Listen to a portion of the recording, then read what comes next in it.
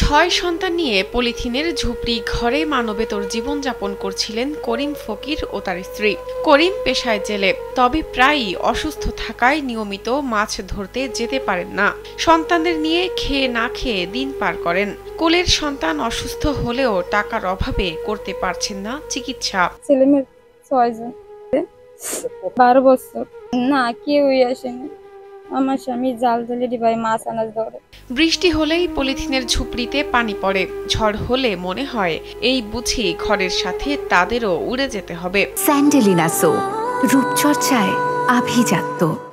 এমনই মানবেতর জীবনযাপন করছেন বরিশালের মেহেন্দিগঞ্জ উপজেলার ভাসানচর ইউনিয়নের নয়াকান্দার বাসিন্দা করিম ফকির। জরাজীর্ণ ঘর দেখে সকলে আশ্চর্য হয়ে গেছেন, এত মানবতর জীবনযাপন কিভাবে মানুষ করতে পারে। রোববার বিকেলে নয়াকান্দা এলাকায় গেলে করিম ফকিরের মানবেতর জীবনযাপনের বিষয়টি রাজীব আহসানের সামনে আসে।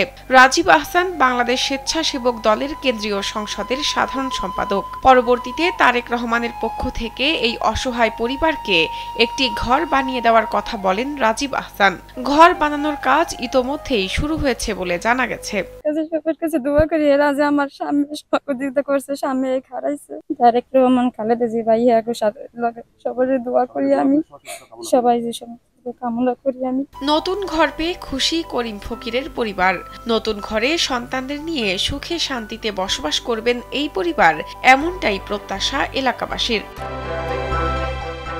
শাহনাজ পারভীন, কালবেলা।